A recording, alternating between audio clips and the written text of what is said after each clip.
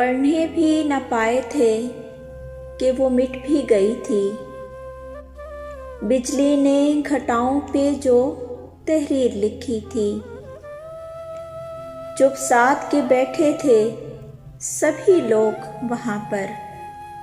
पर्दे पे जो तस्वीर थी कुछ बोल रही थी। लहराते हुए आए थे वो अमन का परचम। परचम को उठाए हुए नेज़े की आनी थी। डूबे हुए तारों पे मैं क्या अश्क बहाता। चढ़ते हुए सूरज से मेरी आँख लड़ी थी।